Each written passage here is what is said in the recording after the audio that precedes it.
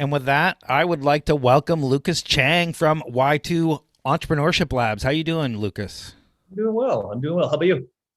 I'm doing great.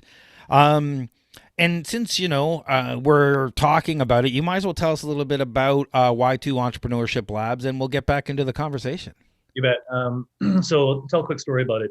I was going to say 5 years ago, but I guess it's six now since we're in 2021. So 2015, I ran a startup weekend. And Craig, you know these things, like the 3 day, 54 hour, Yep. events where people go through this process of picking a problem and coming up with solutions to that problem, working on a startup, and then pitching at the end. Well, when I ran it, I noticed that within York region, so it was focused in York region, just north of Toronto, and there are a lot of resources available for the founders. So be it they could go to Seneca College's Helix Incubator, they could go to Launch YU at York University, and many have popped up since, the small business enterprise centers and so forth. There really wasn't something though for teenagers who had a concrete business plan. That was one thing. They could skip school and go visit one of the small business enterprise centers. But for those, many teens don't have that, but they were curious about entrepreneurship, and there really wasn't a place for them to go and cultivate their entrepreneurial mindset, short of skipping school to go into one of these small business enterprise centers, who really didn't know what to do with a student if they didn't have an idea. If the student knew somebody in business, who ran a not-for-profit, they could go and get some mentorship. But again, it relied on the teens network, so there really wasn't something there. So what I did was I took so the training that was delivered to the founders during startup weekend, modified it, and then packaged it for teens and created a conference for teenagers. So originally it was targeted at grades 9 to 12. And they went through very similar: pick a problem, build a persona, work through the idea, build a prototype, build a pitch, and then present it to a panel of angel investors or tech entrepreneurs, or actually entrepreneurs of all sorts. So that's where Y2 started. It was really the goal of giving teenagers a safe environment to cultivate, play with, practice, explore their entrepreneurial mindset and problem solving skills. Since then, Y2 has morphed from being just the conference to now being probably 99% in school problem-based learning programs, working with teachers, teaching during school hours and giving students an opportunity in their classrooms to develop their their problem solving and innovation skills and entrepreneurial mindset. A really long And answer to your question. no, I think it's important that we like.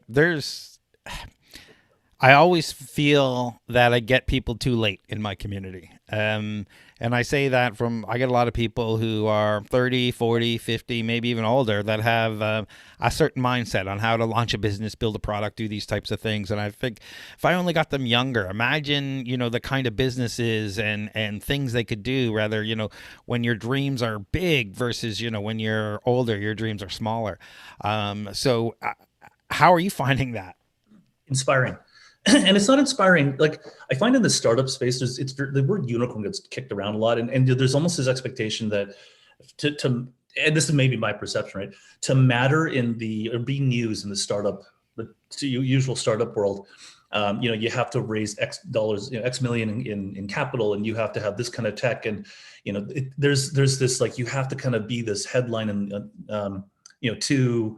to have been recognized in the startup world. Whereas in the student world is a lot different, right? Their goal isn't to start a business. Their goal most of the time is not to raise capital. A lot of them, I'm finding, because I'm teaching in classrooms, I'm not getting the kids who have said, okay, I'm going to be a startup founder. I get the kids who are like, you know what, ranging from I don't care to, yeah, I guess so, to, oh, I have an idea, to, yes, I want to go create some change. And every kid has a different start line.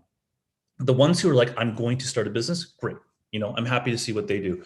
And I've seen some businesses start, so that's been kind of cool. But what's been really neat for me is to see each of the other kids, knowing where they're beginning. So a kid who may have low self-esteem, very low engagement. And then there's one kid that comes to my mind. His name is Logan. He's in Keswick. And when I worked with him, he was grade 7.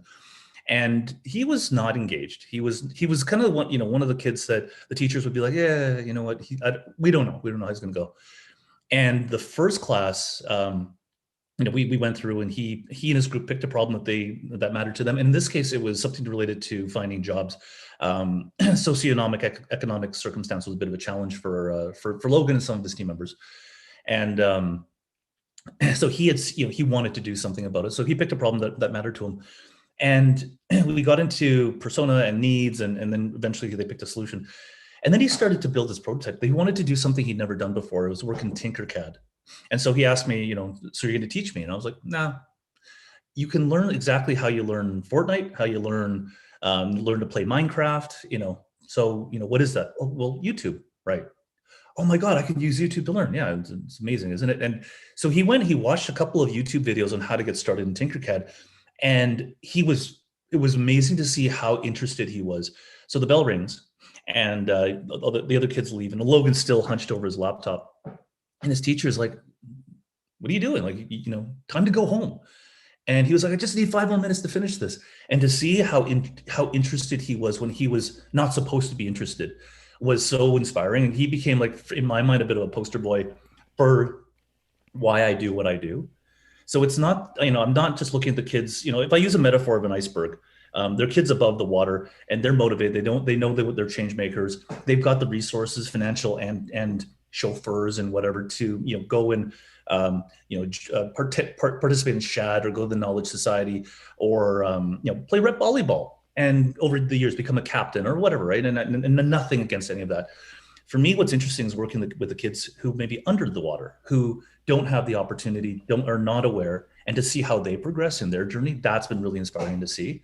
When the kid who never really thought twice goes, oh my God, I can totally make an impact.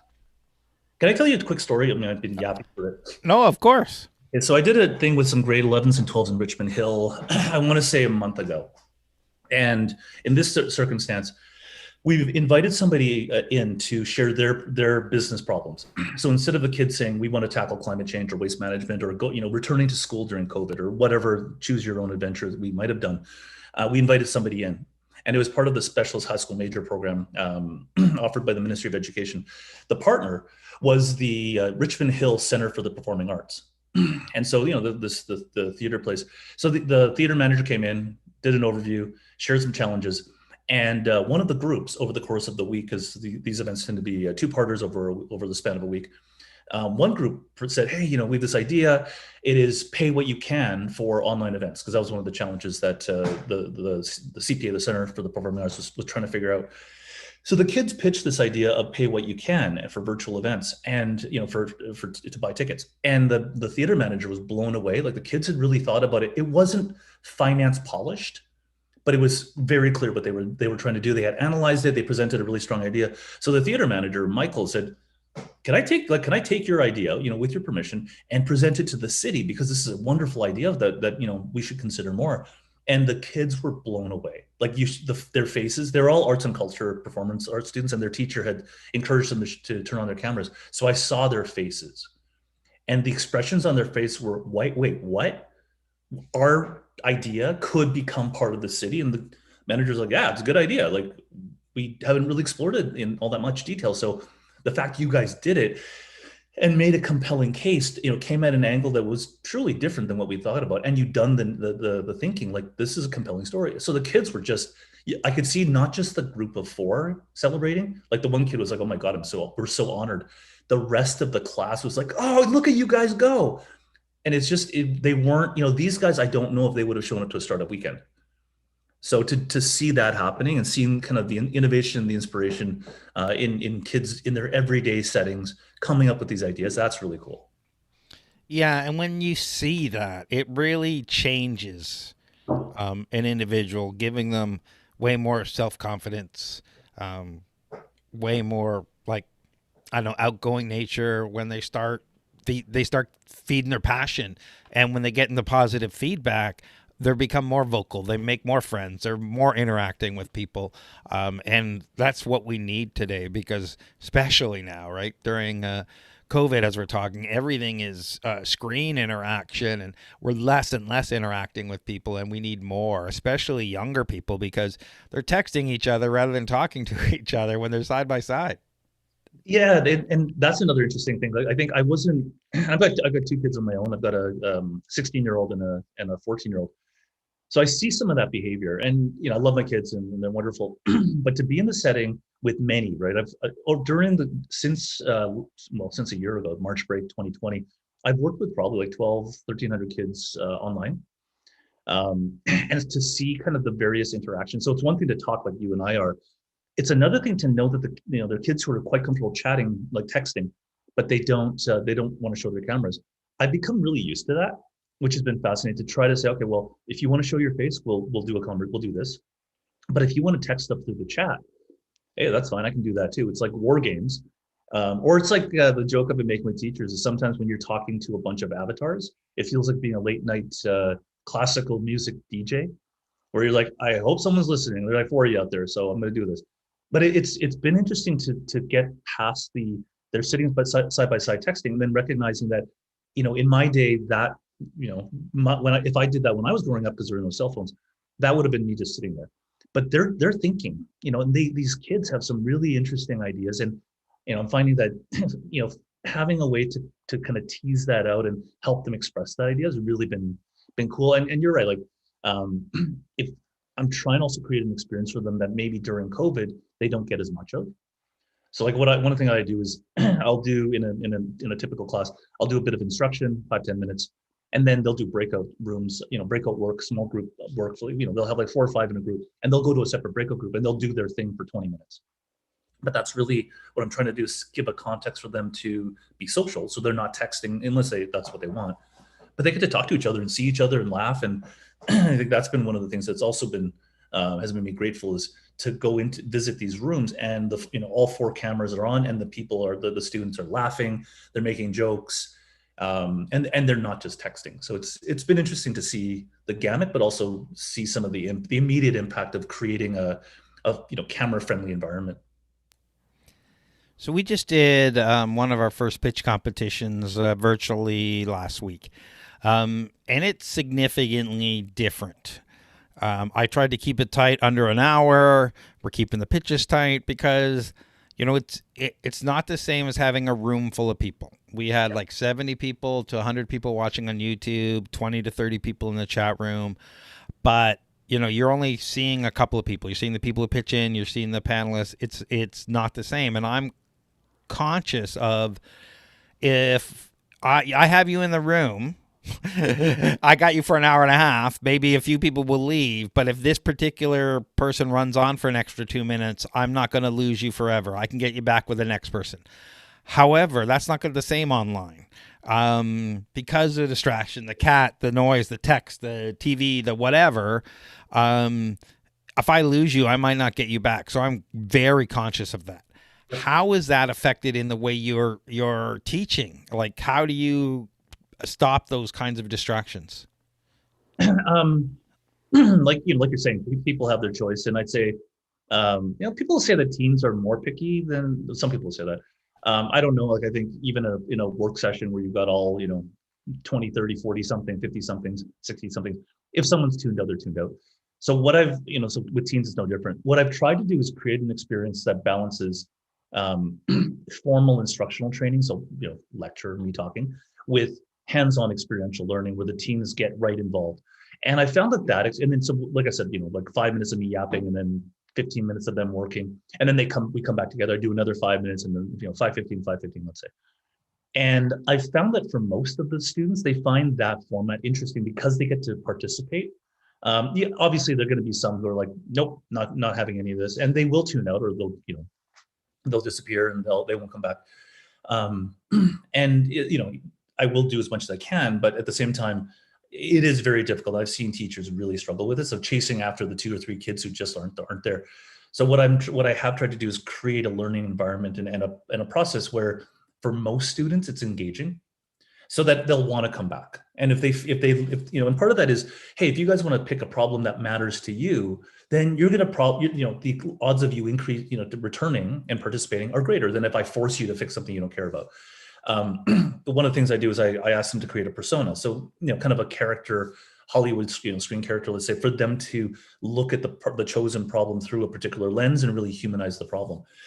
I find with a lot of students, that's where they begin to click with the content. And they're like, oh, okay, so now I really understand, you said waste management, or we picked waste management, but now, I'm really looking through this, and now I see the real, tangible issue through the eyes of Janine, who I've created, character for. That's cool. I want to do something with that.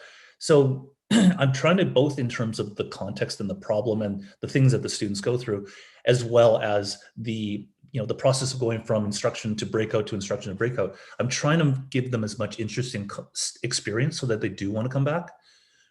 And in some cases, their outputs, their deliverables, their presentations, their whatever it is, their prototypes may be marked. But I have tried to design the format in a way that even if they're not being marked, there'll be this intrinsic interest in participating, and that seems to for the most part have done, has seemed to work. So I like to talk about who you were growing up. I usually say the entrepreneur. Were you always entrepreneurial or always teaching? Or were you, a handful for your parents? Were you studious, into music, sports? Who was Lucas when he was young? I think one thing that's been consistent from from when I was younger, and I've got a story when I was 12. I think I always looked out for I had an affinity, or I had a soft spot for the underdog. There was a bit of streak of that. There was a bit of, if someone says, we can't do it, there was definitely a streak of, yeah, but why not? So maybe I was a pain in the butt. Generally speaking, I'd say studious. There was definitely a pleaser side to me that if someone doesn't like me, that really hurts me. That ever since I was little, it's been big motivation. So even to this day, I struggle with, even when I know an opportunity is not the right opportunity, I struggle with saying no because I'm displeasing that person. So being a pleaser was something really big in me. So I think the combination, and then from a studious standpoint, got decent marks. Taiwanese parents wanted me to be one of lawyer, doctor, engineer, big business, everything else was a hobby. So that's the world I grew up in. And no complaints, but I think was I into music? Yeah. I'd say, I was definitely into radio. You ever listen to the radio, try to record music on the cassette tape? Oh yeah. I had a whole list of mixtapes that I recorded off the radio. Oh yeah. Yeah, I was into that. And I remember recording sap tapes, love songs, music that I would play with my girlfriend, who I did not have one. And probably because I was too focused on recording music off the radio, did not understand how to interact with people and, young women in particular. But yeah, so I did, the music, probably was more introverted, very socially awkward. And pleaser, but also saw possibilities, wondered why certain things were done the way they were when it didn't make sense. And then always was not always, definitely had kind of instinctive, I would tend to try to help the underdog and see it from their perspective. And just that's kind of the wiring that's brought me to doing what I'm doing now. So did I teach? I probably did stuff, but nothing formal. Definitely would strike out on my own. There's a story that my buddies and I, we were playing road hockey, and like anywhere else, you play on the road and the car comes, and so I got tired of it. So we were like, maybe we can, the elementary school we went to had an undercover area. So we were like the size of a gym. So we were like, well, we should play there. And then it got cold. And so I remember we're deciding what to do. Do we stop playing in winter? And I grew up in Vancouver, so it was rainy when it got cold. And so my friends were all like, oh, if we could only play in the gym, the school gym. And I was like, okay, well, let's go play. Let's go ask. No, we can't do that. Why can't we do that? Because, they wouldn't let us, but we haven't asked them. The worst thing they're going to do is say no. I'm not going to say, can I burn the place down? It's nothing psychotic. I'm like, hey, can we play in the gym on Friday, after everything's cleared out at about 3:30 and play until 5? That's all I'm asking. And they were like, well, you can ask, it's not going to work. So I went in and talked to the principal, and he said, yeah, just don't damage anything. Well, that seems very reasonable. So we ended up playing in the gym, and it was just, for me, I think that's one of the earlier memories I have of, me looking at something going, okay, so yeah, it's not done. It's not done now, but doesn't mean it shouldn't be done or couldn't be done. And, it helped us because we weren't, what were we, like 11, 12 years old. It's not like we had money to go rent a rink.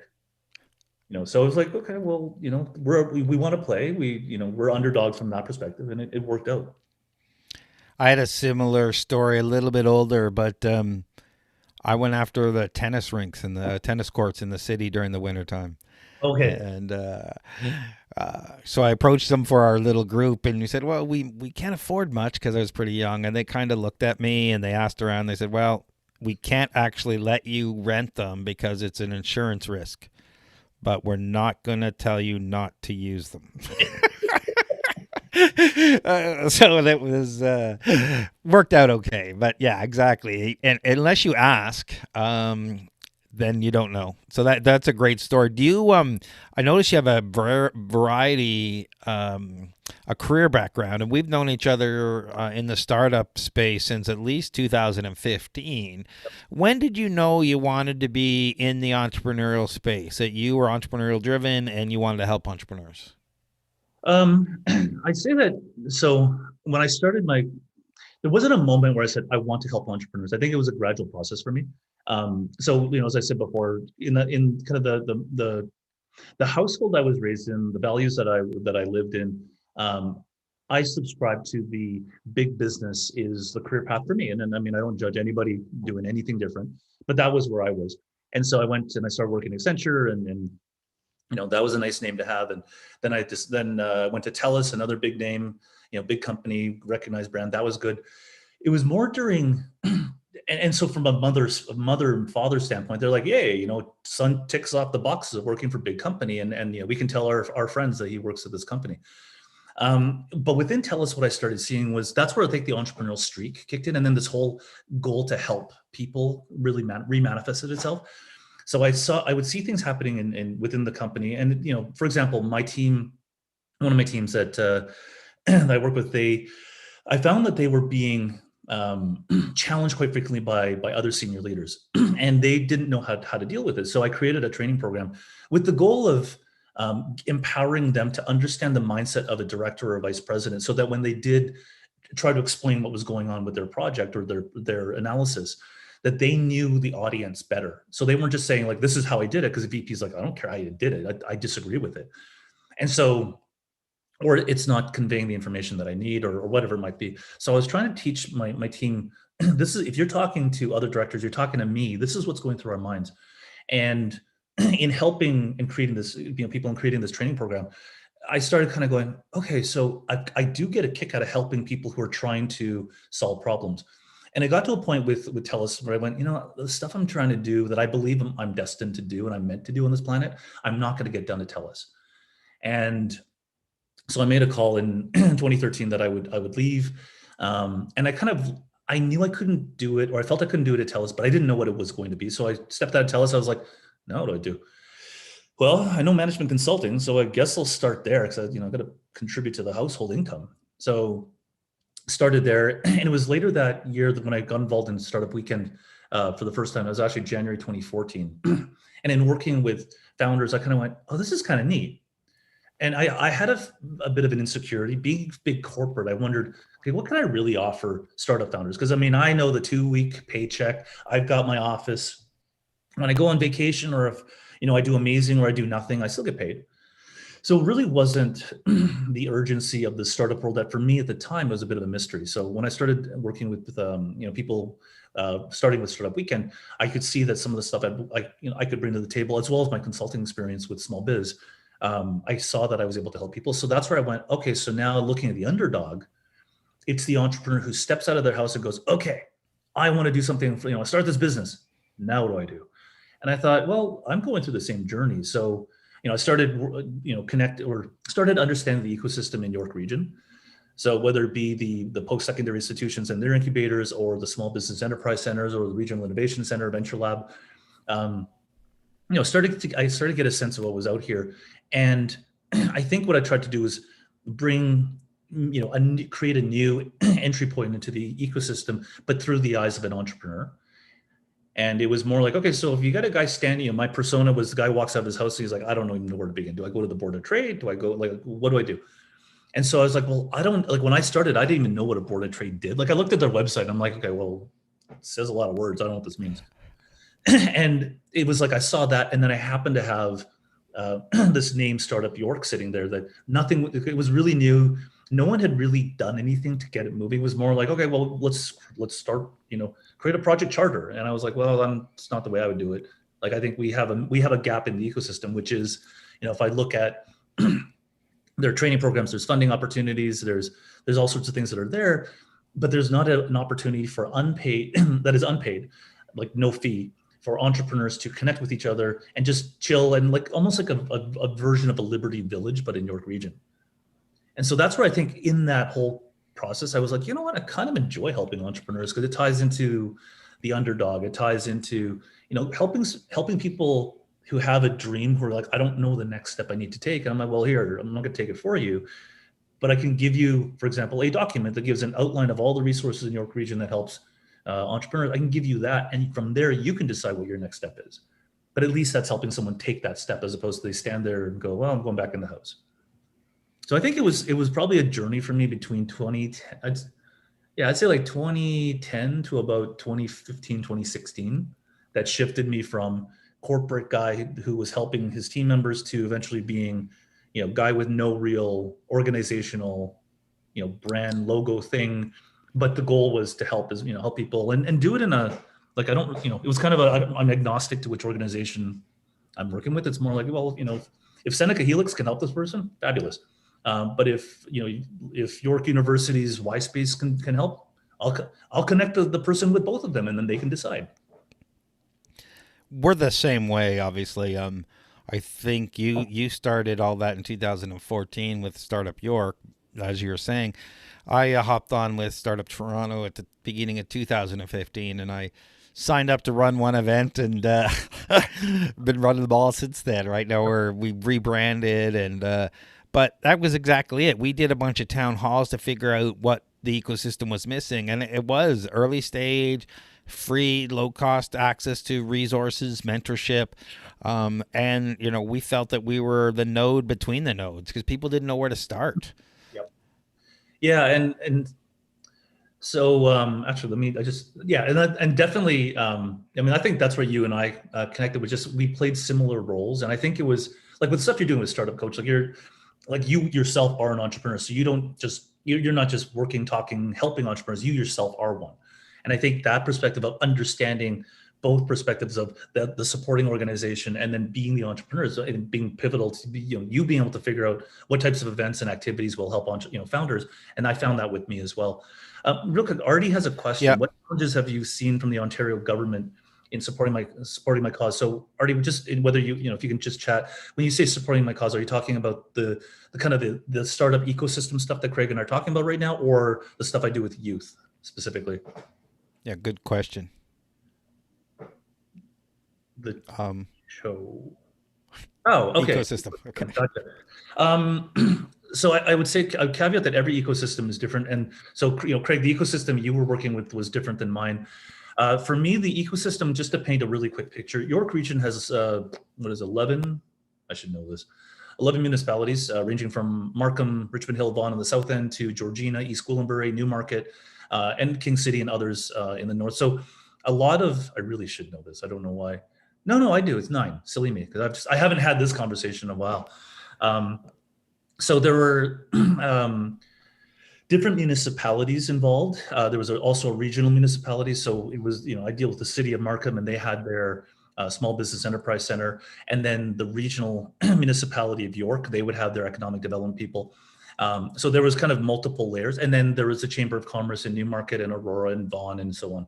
So there are already multiple players. I think the challenge that I faced at first was people didn't know who I was. Like, here's this guy, he shows up, whatever, 2014, whatever it was. And, he's telling us that there's a gap in the ecosystem, and, who is he? Like, what organization does he belong to? And there's no answer. So there was definitely suspicion, curiosity, confusion. So I did a lot of this stuff, very much grassroots. Craig, you mentioned town hall. That's where we started as well. And a lot of people who were in that town hall, I still am in touch with to this day. And we did the town hall, I want to say May 29, 2014, because I remember that day. And we met a lot of people, and there was definitely need. And so one of the things that came up from that conversation with the business owners and the entrepreneurs was, here are the needs the unserved needs in this ecosystem.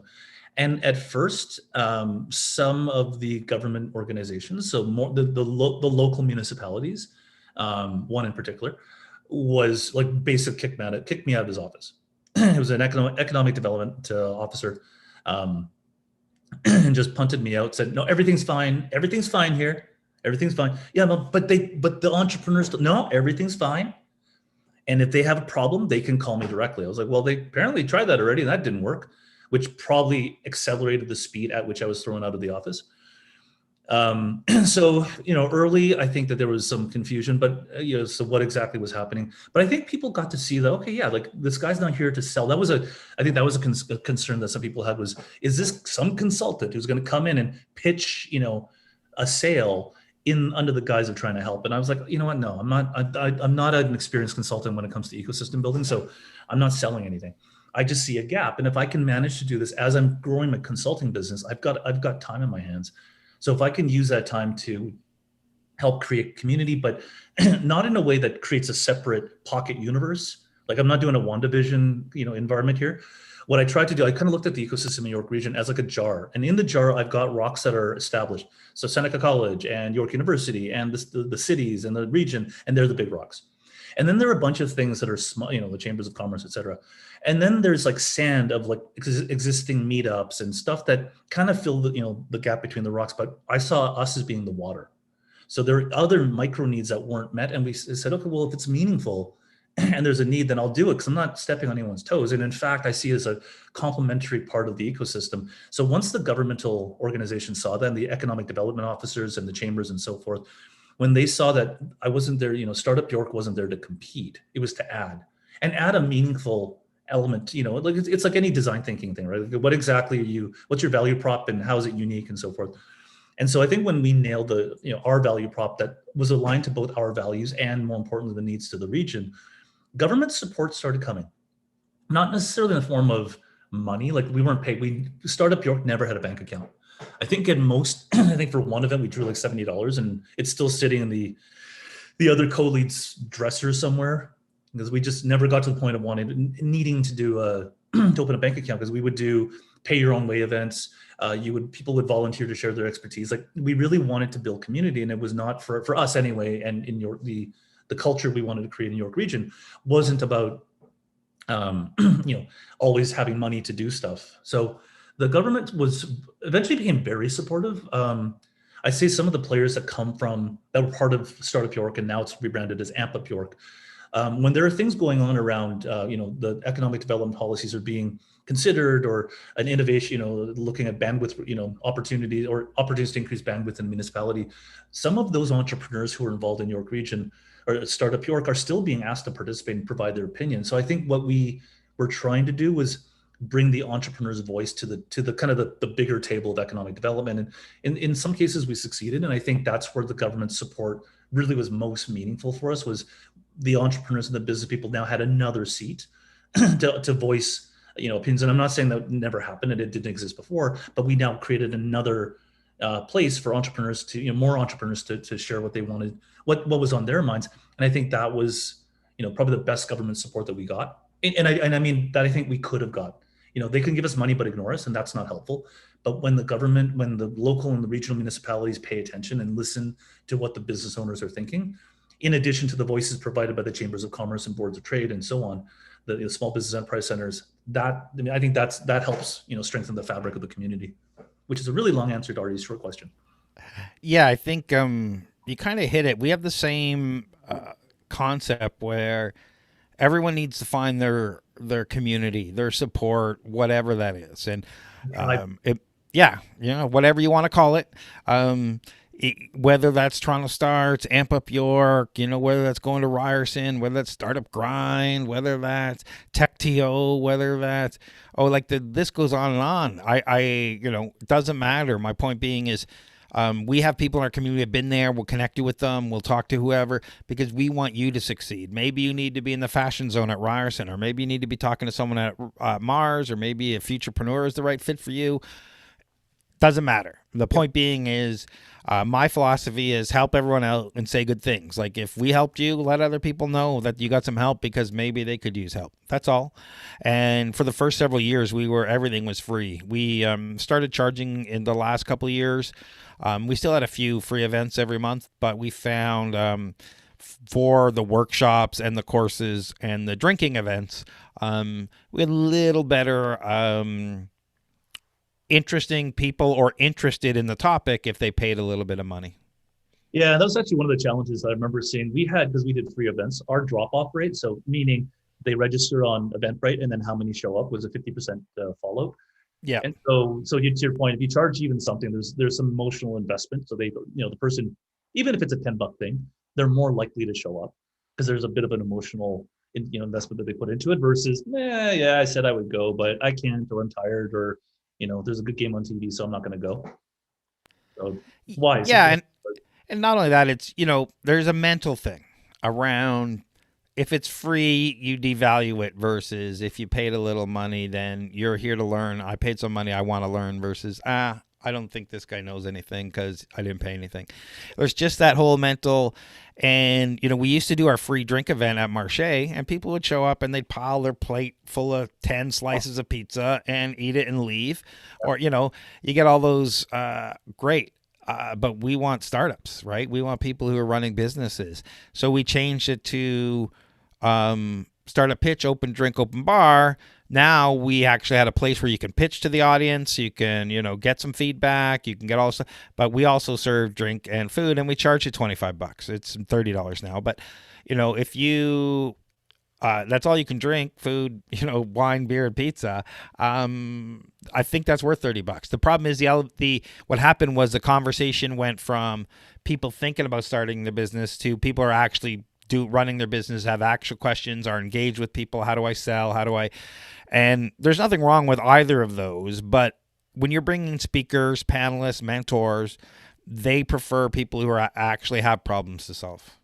I think and I would add another segment. You just delineated several segments of of startup founders, and so I would add to that I'm working with students who are in many cases pre-ideation, right? So if you're working with adults who either have an idea for a business, want to start a business, and then you've got adults who have started a business, and maybe students, but just for the sake of the illustration, I've got one more segment that's even more upstream, which are students who may not be aware that starting a business is a thing, but they have these interesting ideas. And so what I found is that the mentors who I would bring in, or speakers who I bring into the three different segments, will vary. So because the mentors themselves, those who are angel investors, they're really interested in cultivating further stage founders with concrete ideas and so on. That whereas that you probably don't have as many angels who would be interested in working with early stage ideation entrepreneurs. And then, the motivations for someone to come and speak to students is totally different. It's more like helping the next generation, seeking some inspiration or whatever it may be from, listening to a grade 6 explain their idea for a solution to climate change. So it's funny, like once you segment the founders, you almost start segmenting what organizations will work with them, which speakers, which mentors, because you can really start driving it. Well, if your goal is to work with later stage companies, you don't want to work with the grade 6 students or the grade 12 students because you're probably not going to see it in that format. You should go do a TorontoStarts, pitch night, because that's where you're going to see that kind of person, which speaks to you as somebody who wants to work with later stage companies. Yeah, and speaking of that, we should probably think about doing a pitching event with some of your students at one point. But we'll talk about that later. There's some that would be really fascinating. I think, especially online, it would be interesting to do an online pitch event. We invite the school boards to encourage their students, and we could frame it in a way that wasn't, you have to have a fintech solution. It's more pitch an idea, and we'll do some sort of training. I think that would be really interesting, particularly if we gave certifications for it. I think that would really appeal to some students. Yeah, so let's take that conversation offline, because it sounds like we could get a lot of people involved and make that happen. Yeah, I think it could be fun. Yeah. So when did you translate? Oh, here we go. This is leading into my question. We have another question on the panel here, but let me ask mine first. When did you jump from, helping startups kind of like I do to helping youth? The idea first came, I first worked on the idea February 2015. So it was right after the startup weekend 2015, which was in January, that I saw the gap, and working with kids was more kind of my thing. Like part of it was there was a lot of resources available already for adults, but I saw that for teens, they're just, talk about underdog again. There just wasn't, it's Grogu, absolutely Grogu. Yeah, I was going to say. But Baby Yoda is acceptable. I think we all, we're all friends. We'll understand if we say Baby Yoda or Grogu, it's all interchangeable. If you've not seen season 2 Mandalorian final episode, go watch it. Just Yeah, I don't know. I've mixed feelings about that one, but I could tell it's Grogu. It's in the flying egg. yeah, yeah. No, I think Artie's asking about kind of the reference name. Ah, When I first heard Grogu, I was like, "What is that?" But I was like, "Oh, okay, I kind of like it." But it's interchangeable with for me with Baby Yoda because I'm like, we all understand the vernacular Baby Yoda, but yeah. dude's name is Grogu, and I respect that. I'm inclusive. I'm inclusive that way. Um, so when did I make the switch? Yeah, it would have been through the experience on the one hand of running the startup weekend and seeing that there was some good stuff there. There's absolutely some really good stuff. But then seeing there was a gap in supporting teens and then eventually preteens who were interested but weren't committed to starting a business just yet. I think that's where I went, you know what, there's some really good opportunity. And that began a journey that still continues today. One of the things that I've seen is for students in grade 11 and 12 who are trying to do co-op, oftentimes they rely on their teachers to find a placement for them. And the teachers, because they're not like the teachers during, pre-COVID, they're in the classroom, and during COVID, they're either in the classroom or they're online. In no circumstances do teachers have this opportunity to go network and do startup drinks or whatever.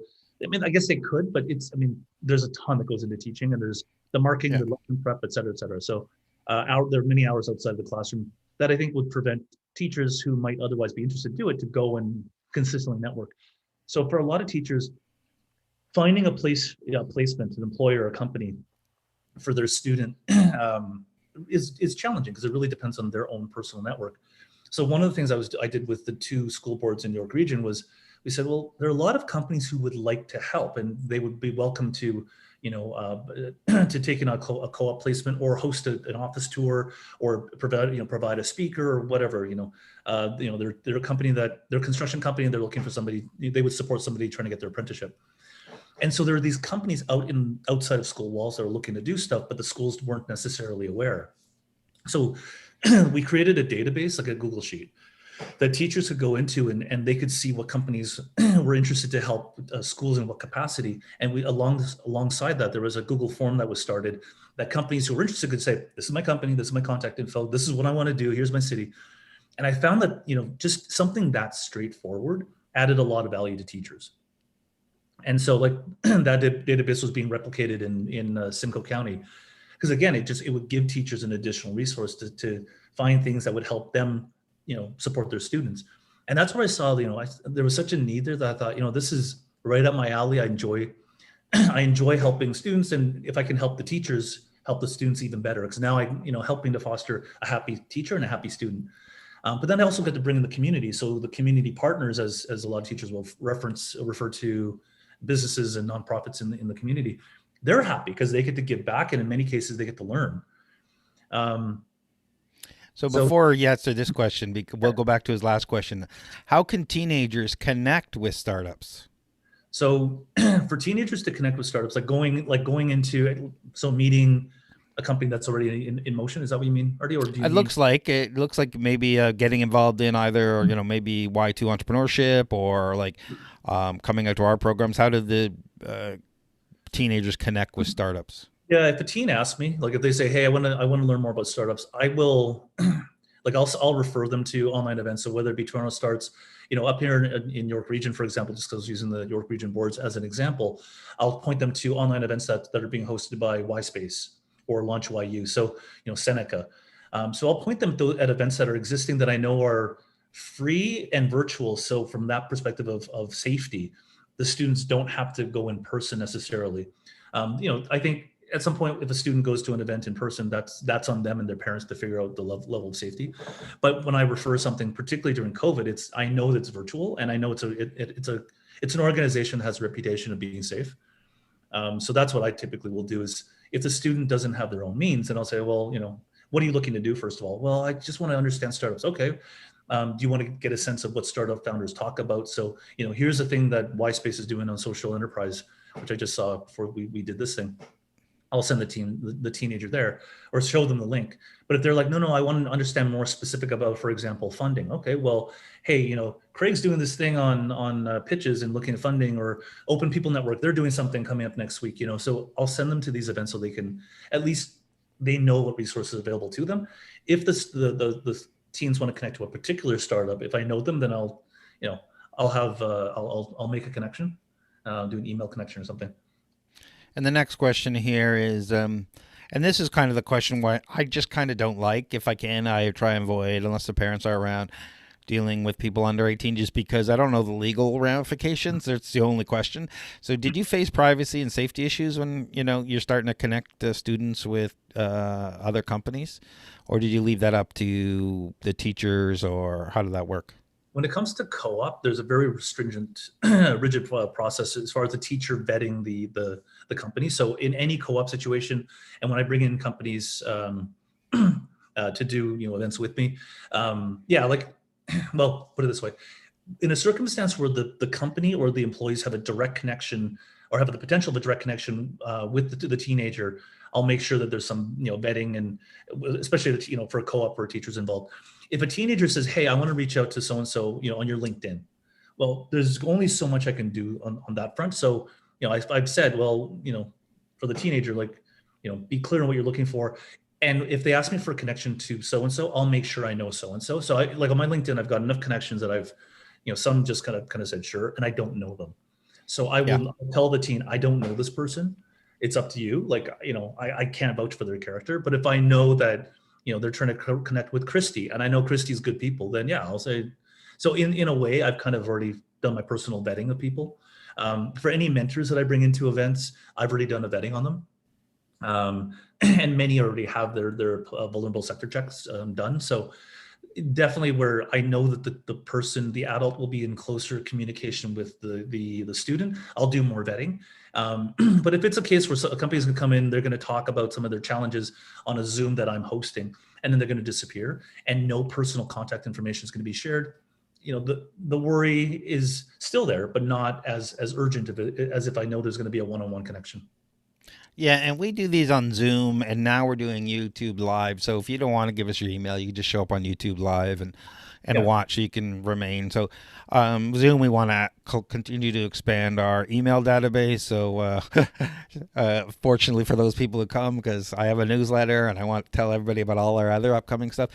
So I think it's important to continue to help and offer these kinds of on-ramps. When you don't tell people that you can start your own company, or that there are these resources out there, or these pitch competitions that you can just go attend, and it's okay. No one's gonna, bark at you or anything. That opens up a whole new world for people, because sometimes it seems like a fence, like you can't get over that. It's just an invisible wall. Yeah, and I find that statement is true for adults, and then you layer in for students who they may see an event like a TorontoStarts event, and they may say, "Oh, that's only for grown-ups," and you might be like, "Well, no, because there's no drinking. There's nothing adultish about what we're doing, particularly during COVID. Like, there's some startup founders that are going to pitch. There's no adult thing about it."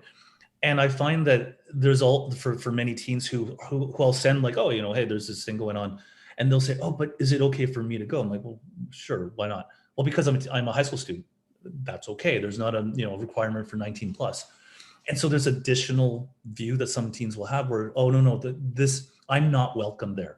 So I see the wall and there's a door that I can walk in, but I perceive that the door is only for other people.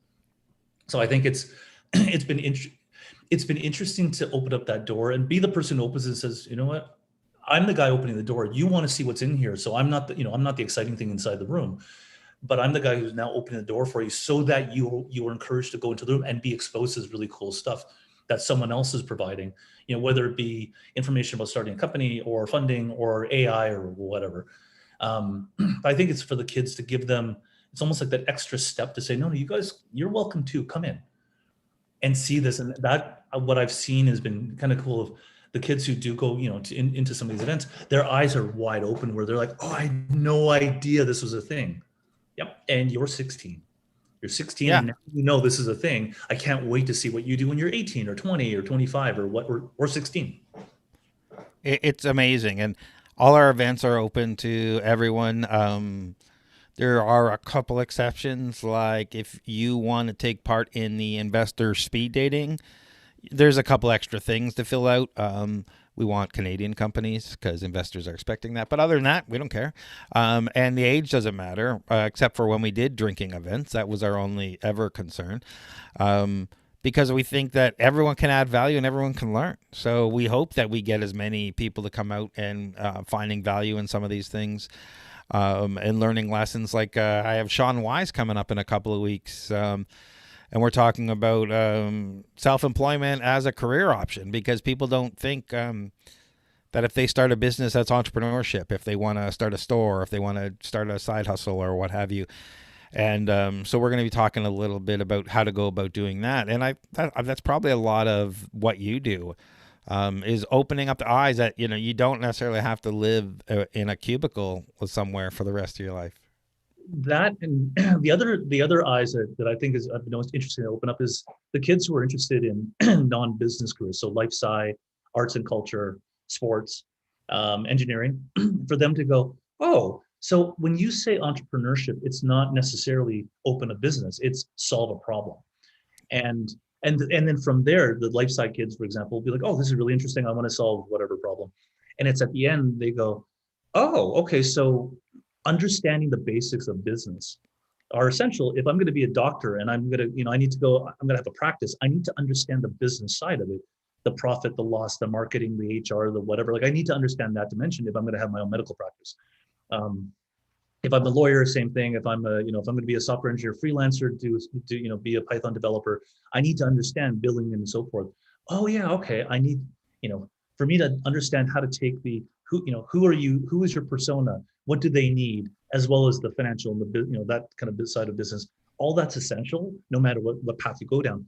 And I've seen that some of these kids go, oh, you know what? I thought business was necessarily big corporate and cubicle and whatnot. And it's like, oh, okay. So it's important for me to be able to do this, to learn kind of how to ascertain what the real problem is in my life science career. Okay, really, that was really helpful. So that opening those eyes has been really cool to see. And just the basic skills, like understanding some basic accounting, understanding marketing, like people, and basic communication skills that we get the least amount of training on.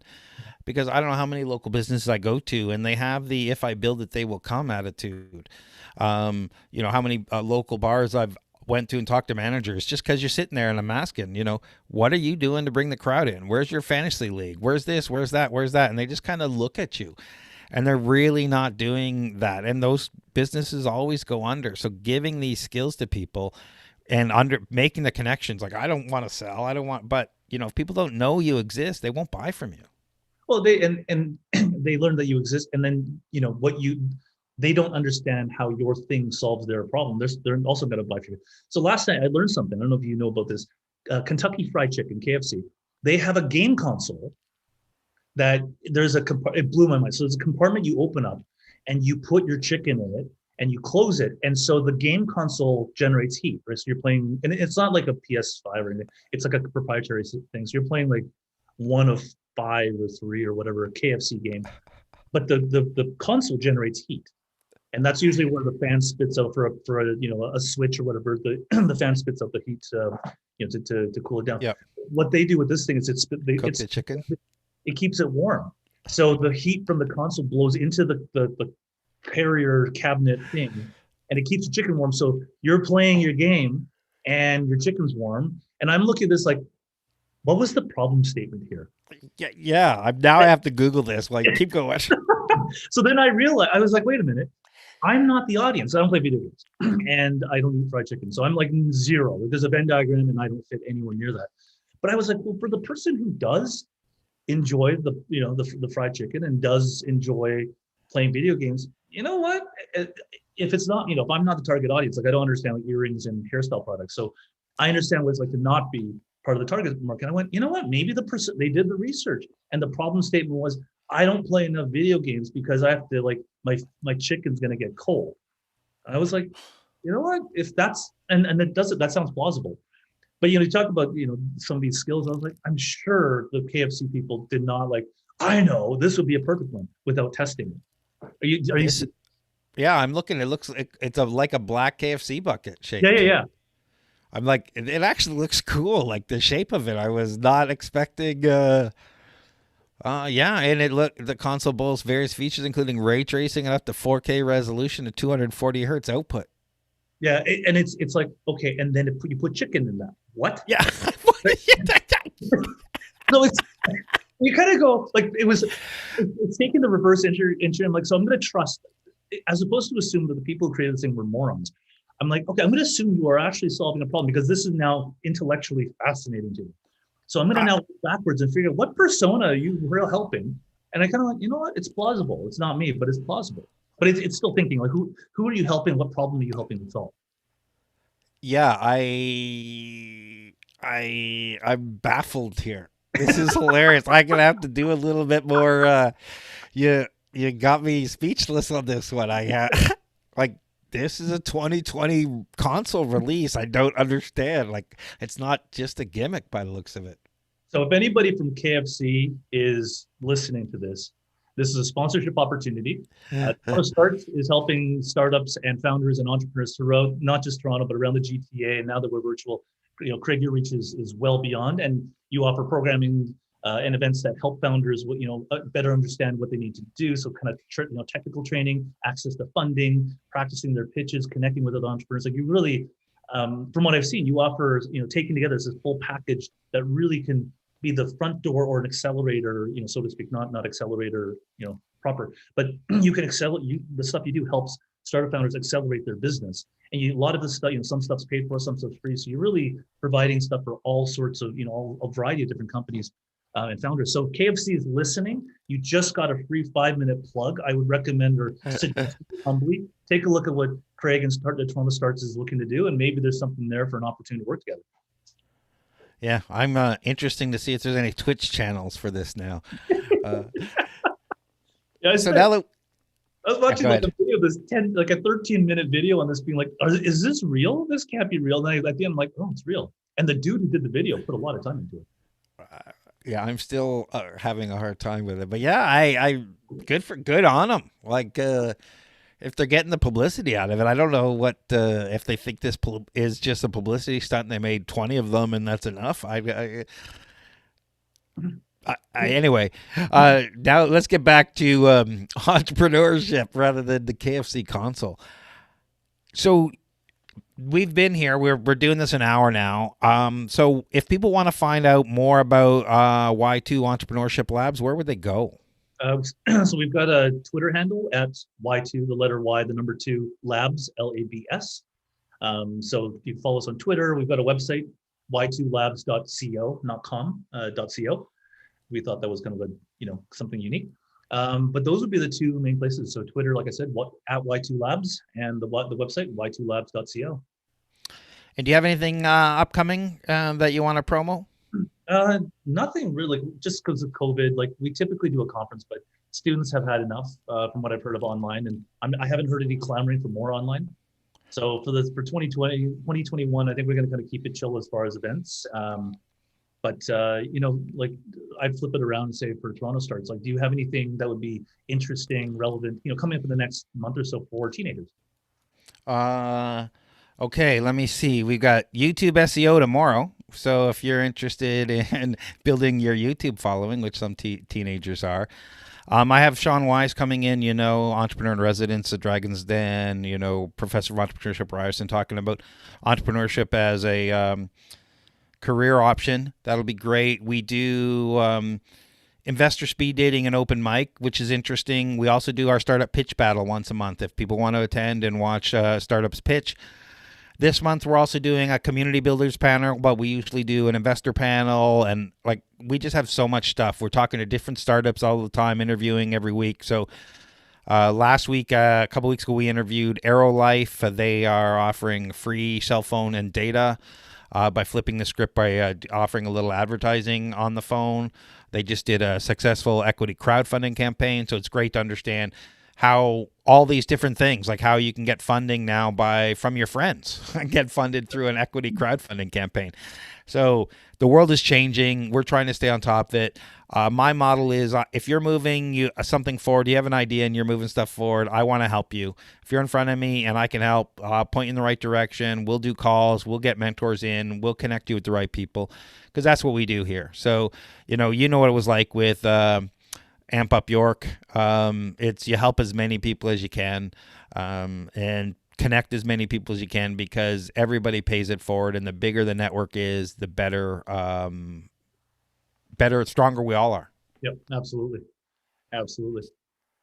So thank you for taking the time today to talk about youth entrepreneurship and what you're doing. Now, one more question, because we've had some questions about teenagers and youth entrepreneurship. Is there any couple of resources, places you'd recommend for youth interested in learning about entrepreneurship? Where should they go? So they're welcome to, like I said, to visit our website.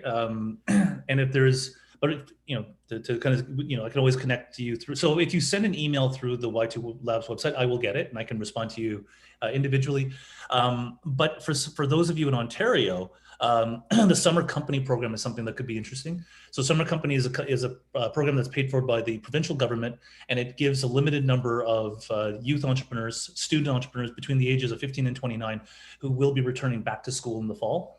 Gives them the opportunity to apply to get into the program, which gives them up to $3,000 of a grant, not a loan, training and mentorship, which allows them to build and start and run a business over the summer. So if you have a concrete business idea and you're thinking, you know what, maybe this summer I'll try something, look up a Summer Company, and there might be something in that for you, that you can not just think about your business, but you could go and actually run it. So yeah, Summer Company is good. Yeah, go ahead. I would say those are a couple things top of mind. I know we're timing out, so. Yeah, and I want to give you the rest of your day back. Thank you for the time. Thank for everyone who joined us, and appreciate